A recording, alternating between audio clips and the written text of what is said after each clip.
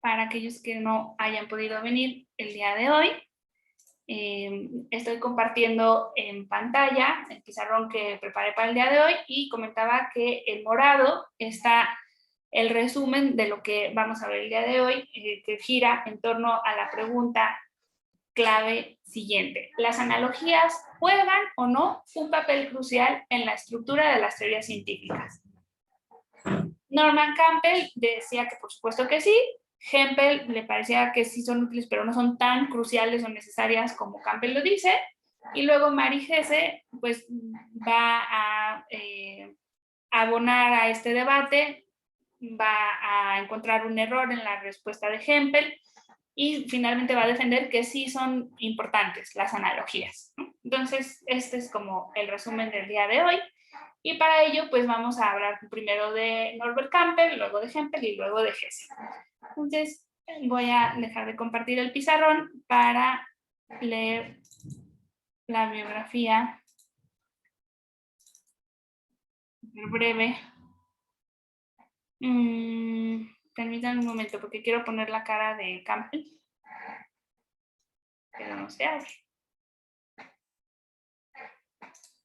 Aquí está.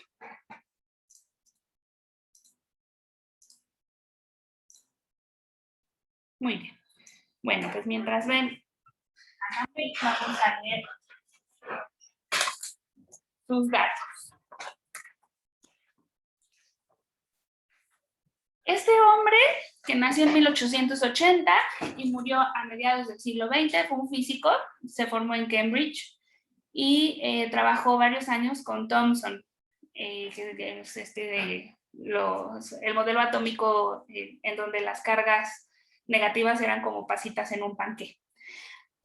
Antes de entrar en la General Electric Company, como físico investigador, trabajó con Thomson. Su obra principal sobre filosofía de la ciencia se publicó póstumamente y el estudio de Campbell se distingue por los cuidadosos análisis de la teoría de la medida y de la estructura de las teorías científicas. De hecho, sí, en donde encontré esta foto de Campbell, se hablaba de su teoría de la medida. Entonces, bueno, ya que vimos quién es el hombre del que vamos a estar hablando, los próximos minutos, vamos al pizarrón.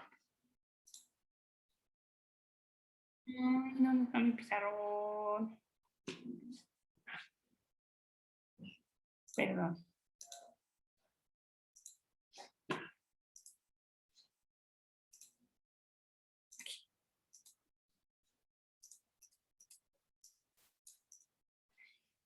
Bueno, según Norman Robert Campbell, la estructura de las teorías científicas está formada por estos tres elementos. El primero se llama hipótesis, el segundo se llama diccionario y el tercero es la analogía. Entonces, por hipótesis, él va a entender algo muy particular, muy formal, sobre todo como cercano a las matemáticas, que es lo siguiente: una hipótesis va a ser la colección de enunciados cuya verdad no se puede determinar empíricamente. ¿Por qué? Porque según el diagrama que viene en el capítulo, pues lo que se establece en esa hipótesis es un conjunto de relaciones abstractas. Entonces podemos pensar en la ley que relaciona presión, temperatura y volumen, o en las leyes de Newton, o como estos enunciados que propiamente si tú los ves allí, F igual a M por A o E igual a MC cuadrada, pues no tienen un significado hasta que los asocias con algo en la experiencia. Pero por eso dice así, como propiamente, pues esos son enunciados abstractos. Entonces lo voy a poner aquí, son colección de enunciados cuya verdad no puede determinarse empíricamente porque son axiomas, son teoremas, o relaciones abstractas entre términos. Y dice términos no interpretados. qué significa no interpretados, que todavía no se han asociado con algo en el mundo. En filosofía del lenguaje, o bueno, en general cuando se habla del lenguaje, interpretar algo es darle significado. Entonces, se tiene, digamos, un término, vamos a decir el término masa, el término tiempo, el término ego, inconsciente, en fin, como cualquier término científico que se les ocurra, elemento químico, no sé. Todos esos son palabras. Y después se decide qué objetos en el mundo son la referencia de esa palabra. ¿A qué se refiere esa palabra? ¿Cuál es el conjunto de objetos, la clase de objetos que abraza esa palabra? Entonces, eso es cuando asignamos el significado y eso se llama interpretar. Entonces, lo que nos está diciendo este señor es que cuando nada más tenemos los enunciados y las leyes estas abstractas, pues todavía no los interpretamos y por eso están como en el mundo abstracto. Estas son las hipótesis. Y después lo que hacemos con el diccionario justamente es irles asignando el significado. Estas sí son magnitudes empíricamente determinadas que nos van diciendo qué significan las hipótesis.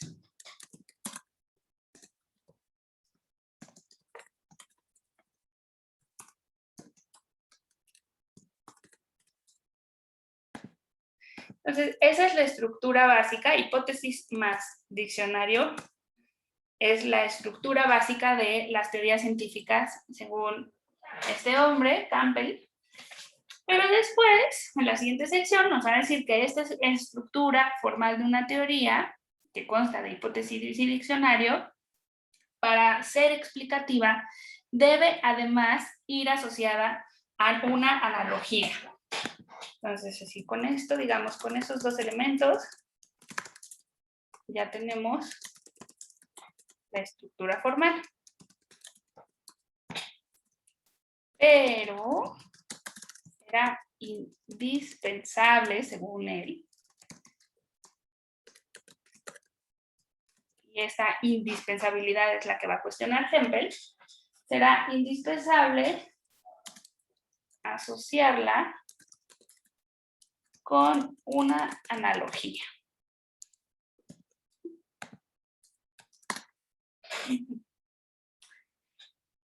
En una teoría aceptable existe una analogía con un sistema gobernado por leyes previamente establecidas. Entonces, ¿qué diantres está queriendo decir aquí Campbell? Pues que una parte, o sea, como que se tiene que mostrar un ejemplo en el mundo de un sistema que funciona, como dicen las hipótesis, y que es análogo a un conocimiento ya aceptado. Entonces, lo voy a escribir así con mis palabras.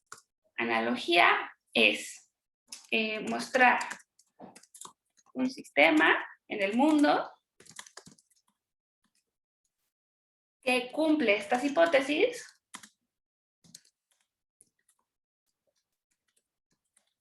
y que se comporta análogamente, o pues de manera parecida, es que no quiero repetir otra vez analogía, pero de manera parecida o similar a los sistemas de teorías que ya se aceptaron.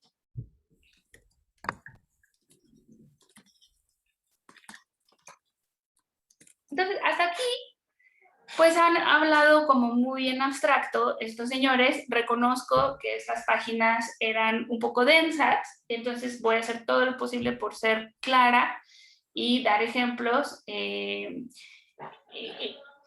pues espero que quede un poquito más claro esto de la analogía. Nos dice Campbell que para él un buen ejemplo de lo que es una analogía es lo que ocurre con la ley de los gases, porque las moléculas se mueven como partículas que se pueden pensar como bolas de billar que se rigen por las leyes de Newton. Entonces, ahora sí les traje el video de los cochecitos porque ya tuve tiempo de buscarlo y me parece que sirve mucho para la discusión. Entonces, el ejemplo paradigmático, digamos, lo que a Campbell le parece que ejemplifica su estructura de las teorías, es que llega Boltzmann y nos dice, las moléculas de los gases ideales, ¿por qué son ideales? Pues porque están aislados, no intercambian energía con el ambiente, en fin, ¿no? Pero bueno, esos gases que se comportan bonito, se mueven como partículas regidas por las leyes de Newton. Las leyes de la mecánica, esto es de que a toda acción corresponde una reacción del mismo, de la misma magnitud y en el sentido contrario. O sea, como Newton decía que se comportaban las bolas de billar, bueno, pues así se comportan las moléculas. Entonces, fíjense otra vez, si leemos analogía, mostrar un sistema en el mundo, el sistema de los gases, que cumple la ley de los gases respecto a las temperaturas, presión y volumen, y se comporta igual, de manera parecida, de manera análoga a como ya decía Newton que se deben comportar las cosas. Entonces, si se fijan, lo que nos está diciendo Campbell en el fondo es que los nuevos conocimientos de la física se van haciendo coherentes con las teorías que ya estaban aceptadas antes. Esto es lo que está pidiendo con la analogía. Que nos digan, pues el nuevo conocimiento, lo voy a escribir aquí, esto es, el nuevo conocimiento tiene que ser consistente y congruente con el que ya estaba aceptado.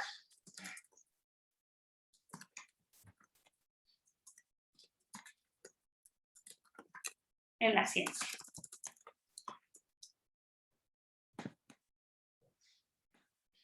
Esto es lo que está proponiendo este señor.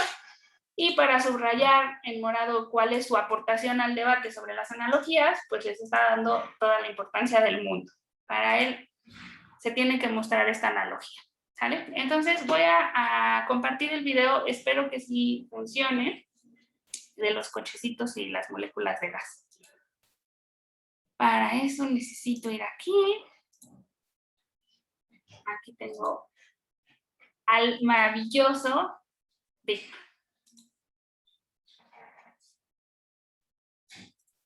Termodinámica. ¡Uy, qué palabra! ¿Me avisan? ¿Sí se ve? ¿Sí se ve? No, no se ve. No se Bueno, ve. como que va desfasado, va lento. O sea, como que se corta. Se ve un poquito desfasado, ajá. Ok, ¿y se escuchaba? Sí, eso sí. Ok, bueno, le voy a poner play y me cuenta. Intimida, es griego, pero no lo es para mí. Dividámosla. Termo significa calor. Se quedó pasmado. Y dinámica significa movimiento. Ok. Voy a hacer un segundo intento, que va a ser sin poner la pantalla completa. A ver si viéndolo en chiquito, funciona mejor. Me dice. Entonces, share screen. Este pequeñito. ¿Ya se compartió la pantalla? Ya. Ok. Entonces, es que se me hace rarísimo que no, bueno, no puso el marco verde. Calor. Y dinámica significa Y ahí sí se ve. movimiento. Gracias, Mati. Así que termodinámica significa el movimiento. Calor.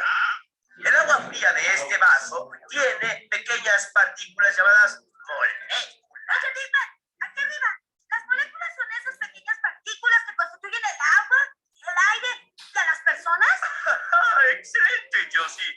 No hay duda que ella heredará mi trono. Sí, también heredará su acondicionador. Lester, ve a tu agujero. Hay trillones de moléculas de agua en una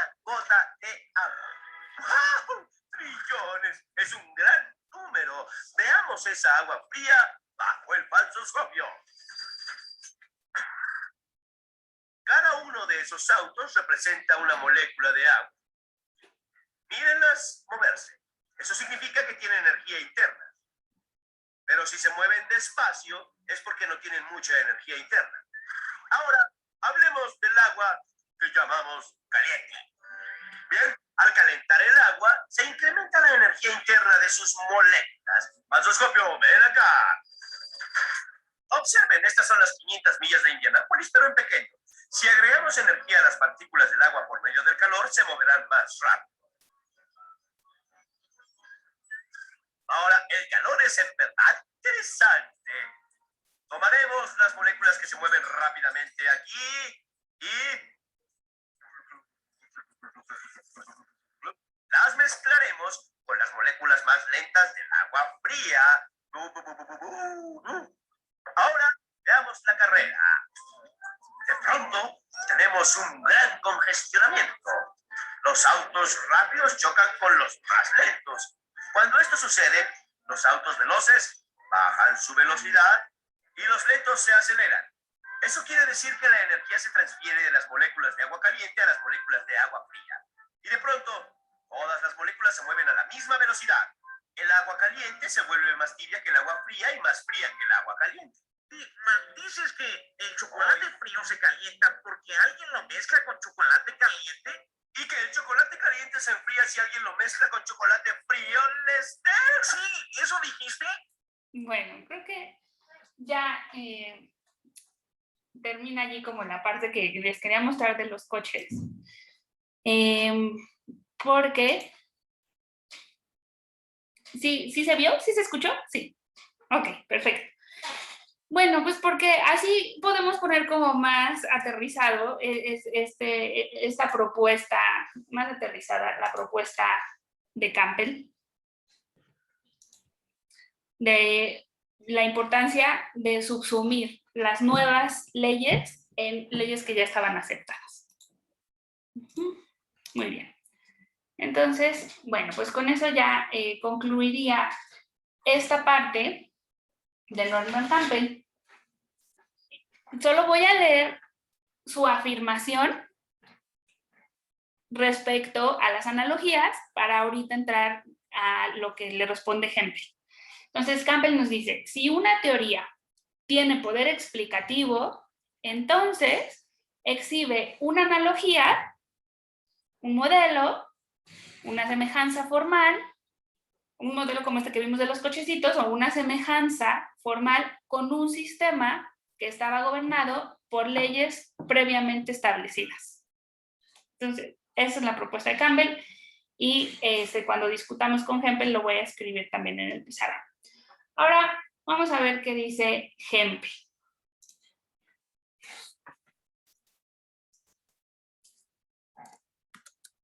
Carl Campbell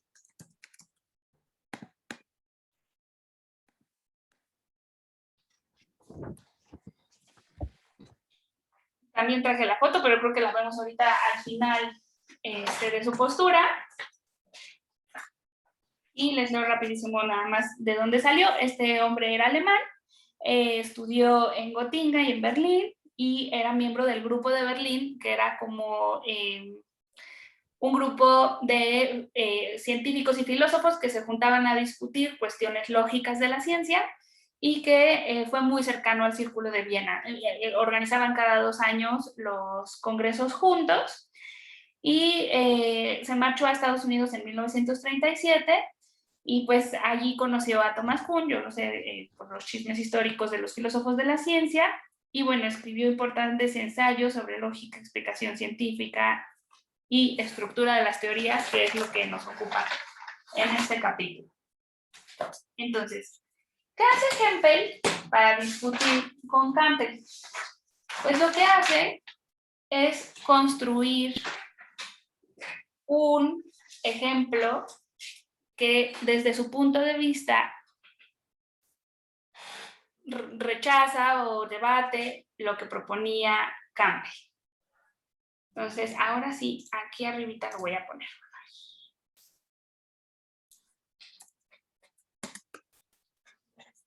Campbell dice, sí, una teoría hay.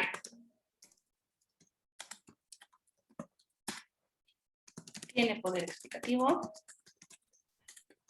Entonces, recibe una analogía con un sistema gobernado por leyes previamente establecidas.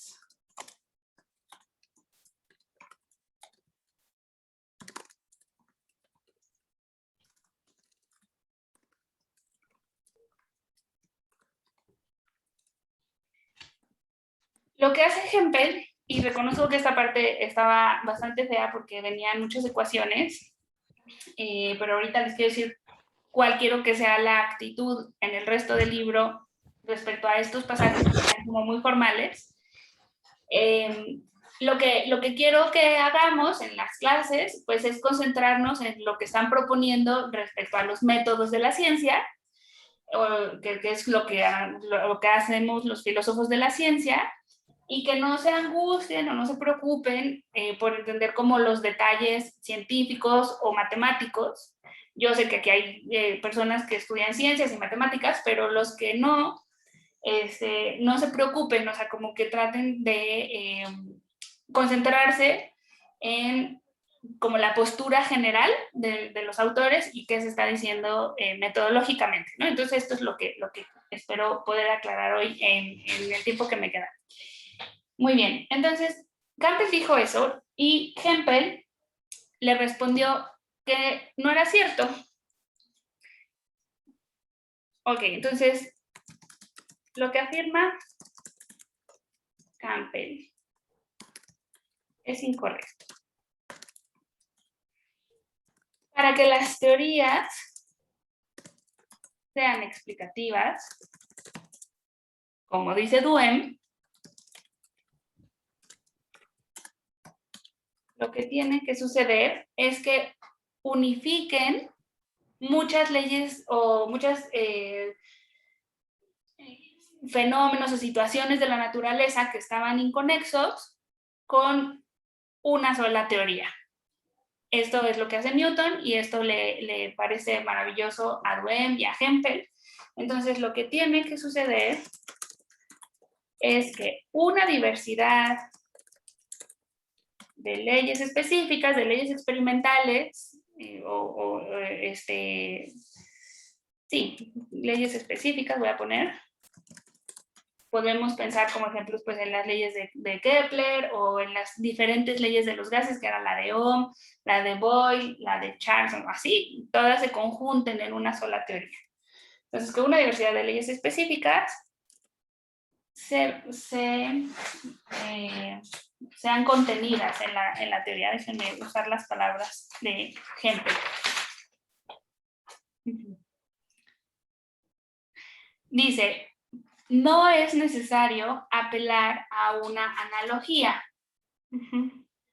Lo que se quiere es una integración conceptual. Entonces, que las leyes específicas se integren conceptualmente en una teoría.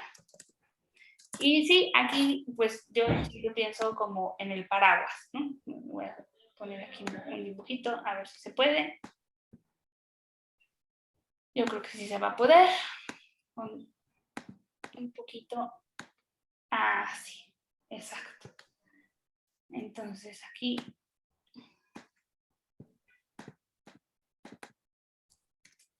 la teoría universal de la gravitación explica un montón de leyes particulares como la de caída libre y las de los movimientos de los planetas, que son 3, ¿no?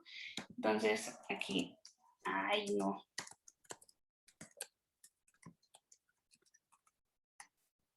Aquí las voy a poner así como en chiquito. Ley 1, ley 2, ley 3.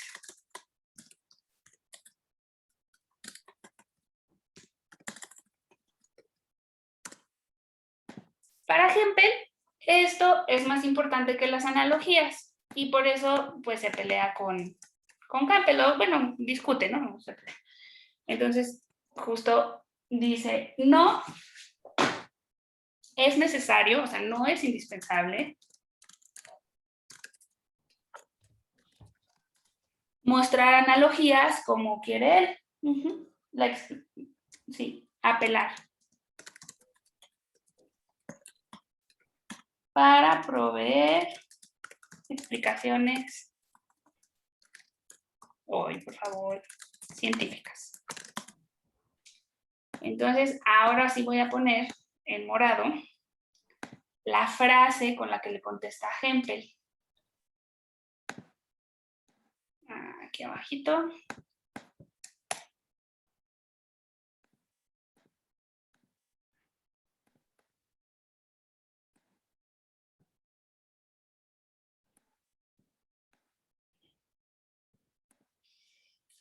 Fíjense, qué horror. Dice, pues lo que voy a hacer es construir una teoría. La construye un poquito como una caricatura. Esas ecuaciones que pone ahí, pues se las inventa Hempel para demostrarle a Campbell que está equivocado. Y entonces dice, aquí te muestro, querido Campbell, una teoría, entre comillas, y esas comillas son muy importantes, aunque no me deja poner varias, pero, o sea, porque realmente no va a ser exitosa, ni va a funcionar, es una como como los cigarros de chocolate, ¿no? Es una cosa falsa. Entonces, aquí muestro una teoría que cumple con la estructura que quiere Campbell, es decir, tiene hipótesis y tiene un diccionario.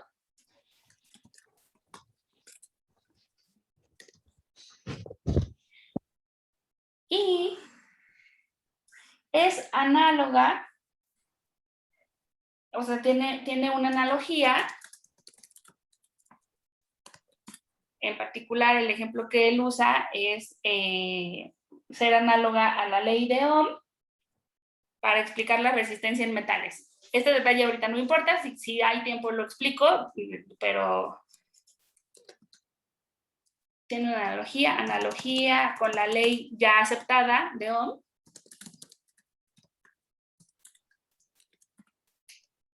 Y con eso, con esas hipótesis y ese diccionario y la analogía, se da cuenta de por qué las resistencias no dejan que pasen los electrones tan rápido como venían. Digamos que se frena en las resistencias de metal, ¿no?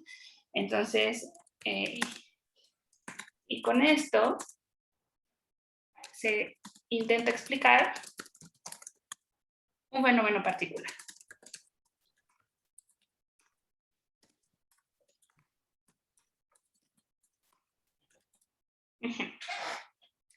El punto es que para Hempel, este ejemplito que él construyó no es un buen ejemplo de una teoría con poder explicativo, porque solamente explica una cosa, que es esto, la resistencia eléctrica de los metales. Y para Hempel, para que una teoría realmente sea poderosa, tendría que explicar muchas cosas diversas, muchas parcelas de la naturaleza que no estaban conectadas. Entonces, lo que está diciendo Hempel es, a pesar de cumplir con lo que Campbell quería, esta explicación no es potente explicativamente.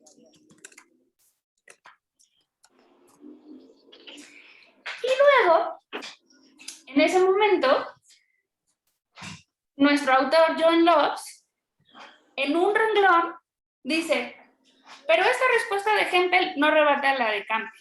Entonces yo, que soy muy necia y no me voy a quedar contenta si no entiendo por qué, pues me puse a pensar por qué decía eso Lobbs. Dice Lobbs así, textual. La respuesta de Hempel no rebate a Campbell. Y les quiero compartir por qué. ¿Alguien quiere comentar algo? Por ahí creo que levantaron la mano, ¿no, verdad? Bueno, entonces, en este momento de la clase lo que voy a hacer es borrar la parte de Hempel y explicar por qué para los respondió mal Hempel.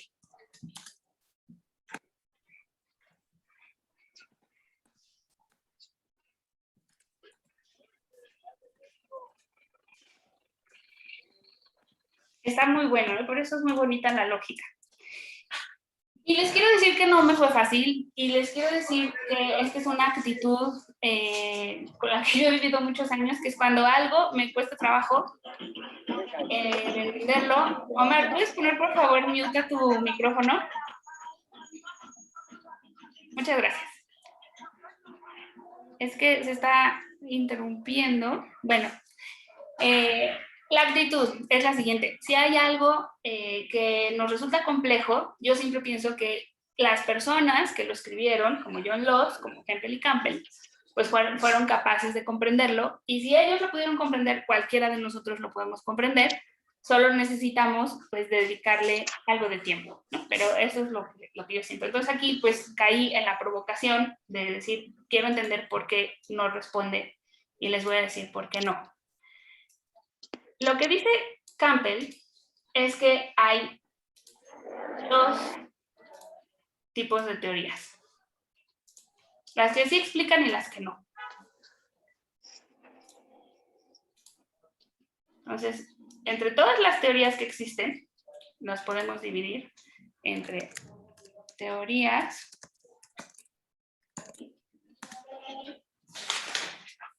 explicativas y teorías no explicativas.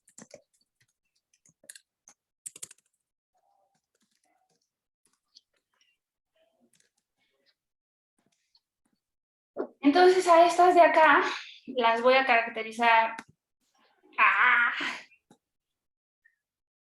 por ser las buenas, ¿no? Como así como que tienen las estrellitas de que son maravillosas. Bueno, ya, de verdad los pizarrones me odian. Esta estrellita tiene que estar claramente acá, en donde están las buenas teorías. Ahí está. Y a estas que están horribles, pues las vamos a caracterizar con, yo qué sé, un rombo rojo.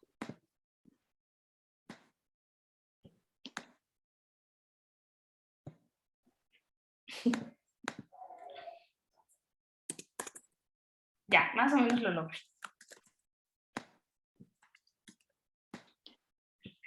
Ok, ahí les va. Campbell dice, las teorías que tienen poder explicativo, estas que están acá, que son las estrellitas, exhiben analogías. Y Campbell dice, aquí te muestro una teoría que no es explicativa.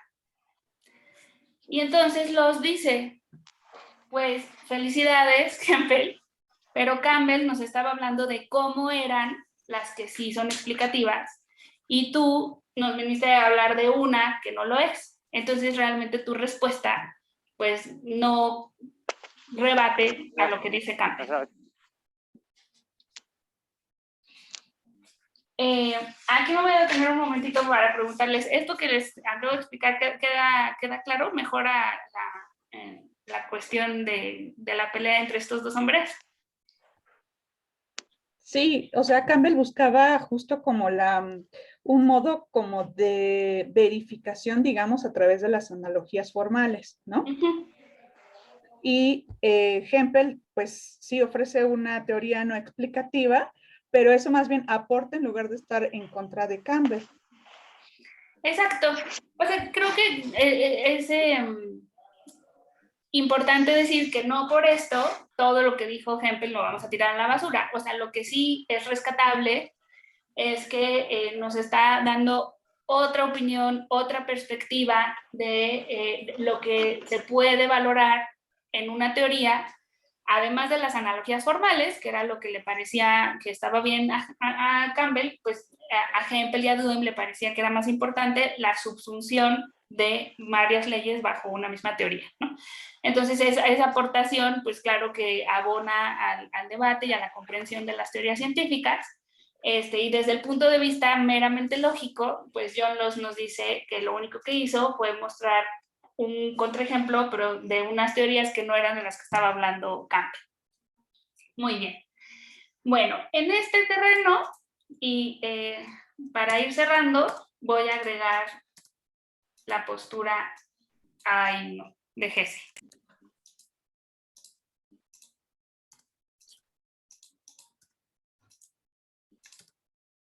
Listo.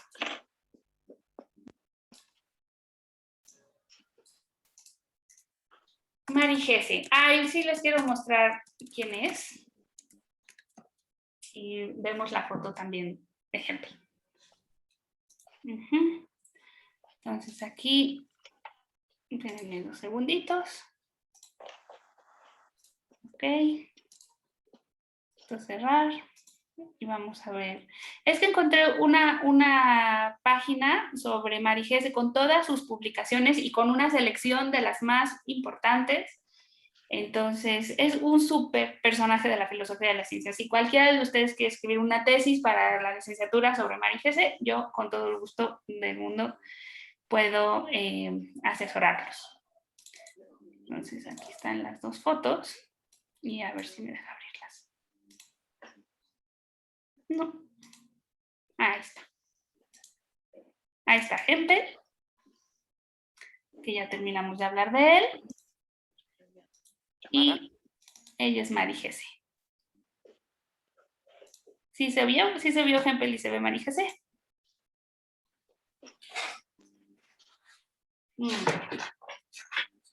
Bueno, pues por fin, ahora sí, una mujer. Vamos a ver quién es Mary Hesse. Nació en 1924 y no había muerto cuando John Loss escribió el libro. Igual Hempel no había muerto, pero ahora ya.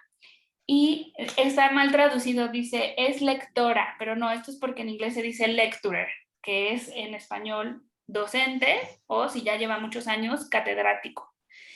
Entonces es catedrática de Filosofía de la Ciencia de la Universidad de Cambridge, estudió matemáticas, física e historia y filosofía, nada más y nada menos, en la Universidad de Londres, y enseñó en Londres, en Leeds, en Yale, en Minnesota y en Chicago, y la doctora Hesse se ocupó de desarrollar una visión unificada de la estructura de la ciencia, con particular referencia a casos históricos y al uso de modelos y de analogías. Entonces, su aportación a nuestro debate del día de hoy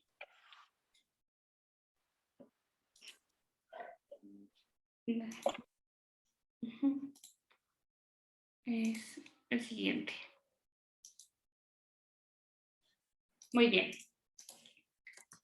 Bueno, entonces ahí donde Campbell nos dijo son importantísimas las analogías y Campbell nos dijo no tanto, hay otros valores más importantes para el poder explicativo. Hesse nos dice que las analogías sí son útiles en la ciencia y que lo que supone con frecuencia afirmar que hay una analogía es establecer relaciones de semejanza en 2 sentidos. El primer sentido es en términos causales, bueno, no, ese es el segundo, pero o sea, hay 2, uno es lo causal y otros son como de propiedades. Y para esto pone el ejemplo de en qué se parecen el sonido y la luz, ¿no?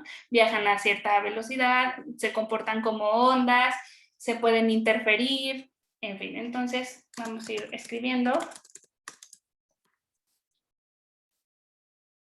las analogías en la ciencia.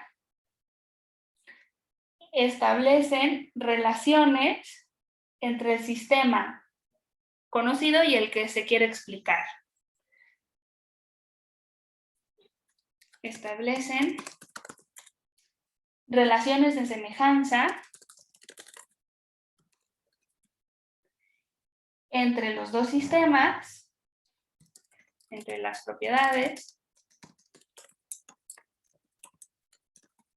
el que ya conocemos, como bien decía Campbell, ya conocemos las leyes de Newton, y el que queremos explicar. Y adicionalmente, establece relaciones causales o funcionales.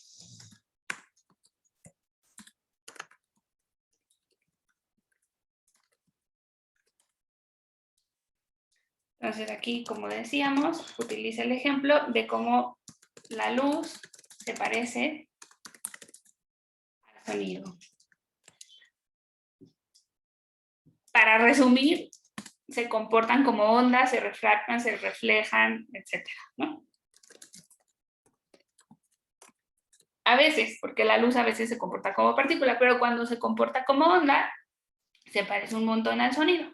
Y por eso, en el siglo XIX, estuvieron deseando los físicos de que tenía que haber un medio que se llamaba el éter, que transmitiera la luz, porque el sonido ya se había visto que se transmitía en el aire y que, bueno, pues análogamente buscaban esto en el comportamiento de la luz. Entonces, son útiles las analogías, hay miles de ejemplos en la historia de la ciencia, pero lo que dice Mary Hesse es que Hempel puso una analogía que no era adecuada porque no cumplía con estas características de establecer semejanza de propiedades y semejanza causal. Entonces, dice esa analogía que Hempel construyó, como estábamos diciendo, pues expresamente, por eso dice ad hoc, ¿no? O sea, la hizo para discutir con Campbell, o sea, no es una cosa que no es una analogía de la ciencia real, es una caricatura, un títere que él construyó y pues nos dice Mary Hesse, no es una buena analogía porque no cumple con estas cosas. La analogía utilizada en el contraejemplo de Hempel difiere en un aspecto importante de la analogía entre el sonido y la luz. En la analogía sonido-luz se presume que las relaciones de semejanza, que son las que ella pone en un diagrama horizontales, se mantienen con independencia de la existencia de las relaciones causales que pone en un eje vertical. Y esto no sucede en la analogía de Hempel. La única relación que se afirma que se mantiene entre los términos análogo y del sistema por explicar es la participación en relaciones funcionales, de la misma forma, porque justo puso las ecuaciones y puso que hay una cosa que se llama C, que es la resistencia eléctrica, y que eso es inversamente proporcional a la temperatura absoluta. Entonces, como en esa ecuación, en términos formales, hay una analogía, pero le faltó pues darle más fuerza con las propiedades. Entonces, en términos muy generales, lo que sí podemos ver de este debate es que la opinión de Mary Hesse respecto a la respuesta de Hempel es que pues estuvo mal construida, ¿no? Entonces lo voy a resumir aquí. La analogía que Hempel utilizó para debatir con Campbell no cumplía con ambas características. Solamente establecía relaciones causales, que son estas o formales, semejanzas formales, pero le faltó establecer semejanzas de propiedades. Muy bien. Bueno, y seguramente vamos a ver un poquito más adelante más cosas de Hempel, porque él es en el siglo XX pues una figura que nos ayuda mucho a entender las explicaciones científicas, y pues esta participación en este debate no fue tan afortunada como podemos ver, según la opinión de Loss y de Mary Hesse. Pero bueno, su modelo de cómo son las explicaciones en la ciencia es famosísimo, y cualquier filósofo de la ciencia sabe de qué se trata y lo cita si escribe algo sobre explicación. O sea, es así inevitable mencionar a Hempel cuando se habla de explicaciones en la ciencia. Entonces no se crean que todo lo hizo tan mal. Muy bien, bueno, pues ya voy a dejar de compartir pantalla, voy a parar la grabación y voy con ustedes, aunque solo dejé 5 minutitos por si hay algún comentario.